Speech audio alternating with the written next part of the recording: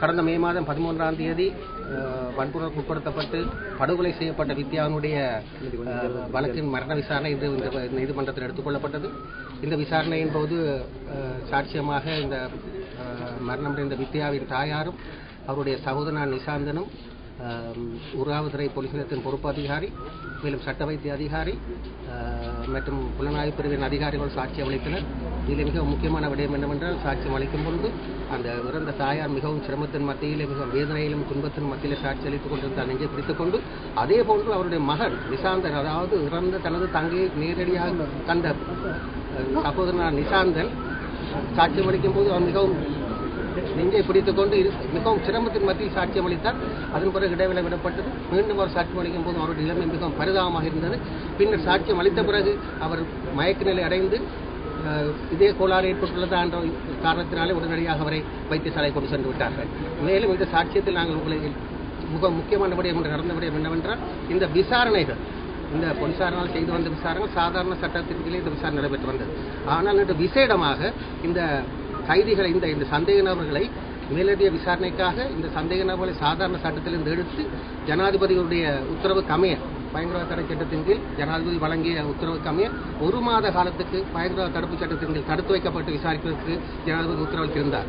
அந்த உத்தரவுக்கு அமைய இன்று நீதிமன்றத்திலே அந்த நீதிபதி முன்னிலையே அந்த விண்ணப்பத்தை அரசு சார்பிலே ஆஜராகி அரசின் முன்வைத்த வேளையிலே 1 மாதத்திற்கு இந்த 9 பேரை, இந்த சந்தேக அனைவரை தடுப்பு கால உத்தரவின் தடுத்து வைத்து விசாரிப்பதற்கு இன்று அனுமதி அளிக்கப்பட்டுள்ளது.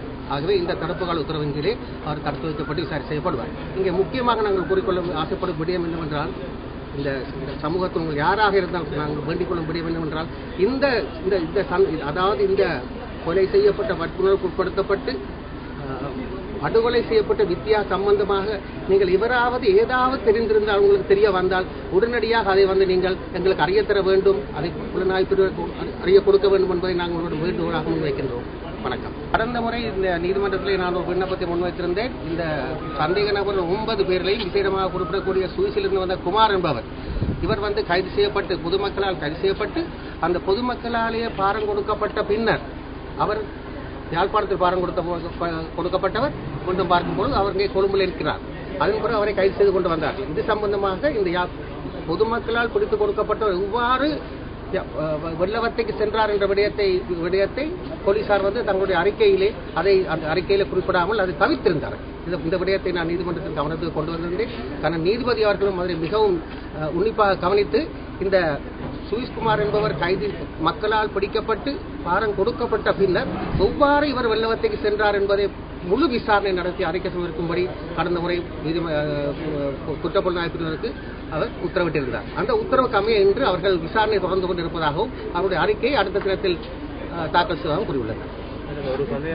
மற்ற விசாரணையிலே மேலும் இங்கே எடுக்கப்பட்ட மாதிரிகள், அதாவது அடையாளப்படுத்தப்பட்ட பொருட்கள் அனைத்தும் இன்று அவ்வளவு பொருட்களும், அதாவது பொருட்கள் அனைத்தும் இன்று இந்த பொருட்கள் அனைத்தும் ரசாயன பரிசோதனைக்கு அனுப்பி அதன் மூலம் மரபணு சான்றை பெறுவதற்காக இன்று அவை அனைத்தும் இன்று சாட்சியமாக பெறப்பட்டன. அங்கே சட்ட வைத்திய அதிகாரி மயூரம் சாட்சியம் அளித்திருந்தார் மற்றும் போலீஸ் அதிகாரிகளும் சாட்சியம் அளித்திருந்தார். இந்த சாட்சியத்துக்கு அமைய இந்த பொருட்கள் அனைத்தும் ரசாயன பகுப்பாளருக்கு அனுப்பப்பட்டு அதன் மூலமாக மரபணு சான்றுக்கு அனுப்புவதற்காக விசேட உத்தரவு இன்று பிறப்பிக்கப்பட்டது. சட்டத்தரணிகள் பெரும்பான்மை இனத்தைச் சேர்ந்த 3 சட்டத்தரணிகள் வந்திருந்தார்கள்.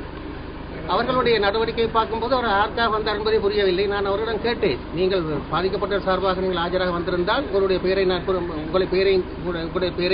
அங்கே நீதிமன்ற பதிவேட்டிலே நான் உங்களுடைய பெயரை எடுத்து கூறி என்னோடு சேர்ந்து நீங்கள் ஆஜராக கூறட்டுமா என்று.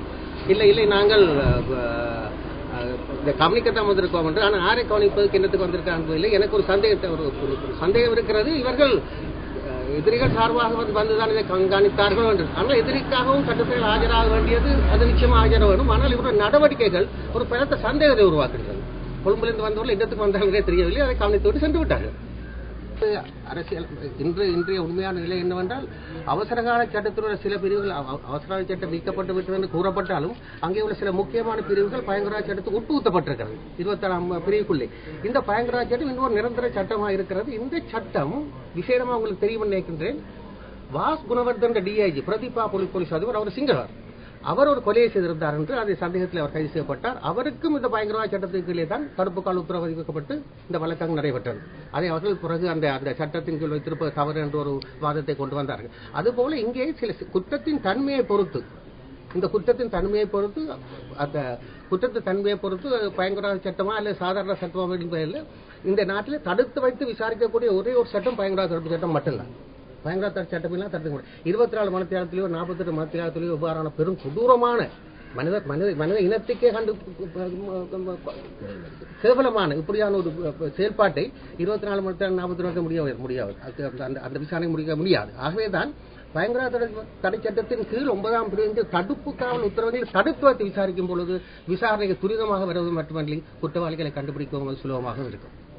அவனுடைய மரண விசாரணை தான் நடைபெற்றது. ஆகிய முக்கியமாக விசாரணை செய்வதில் நடந்த மரண விசாரணை. இந்த மரண விசாரணை எவ்வாறு கொலை செய்யப்பட்டது, இந்த கொலை நடந்த இடம், அந்த கொலை நடந்த இடத்தில் முதலில் போனவர்கள் யார், அந்த உடலை கண்டவர்கள் யார் என்ற அறிவில் மரணத்துக்கான விசாரணை தான் நடைபெற்றது என்பதை மிகவும் குறிப்பாக கூற வேண்டியிருக்கின்றது. ஏனென்றால் இது இது ஒரு பூர்வாங்க விசாரணை. இந்த விசாரணையிலே தான் இன்று நீதிபதி அவர்கள் மரண விசாரணையை முடித்து அந்த சந்தேக நபரிலிருந்து பெற்றுக் கொள்ளப்பட்ட இரத்த மாதிரியானத்தையும் மற்றும் மேலும் அங்கே வழக்கு பொருட்களத்தையும் ஒன்று ரசாயன பகுப்பாளருக்கு அனுப்பப்பட்டுள்ளது.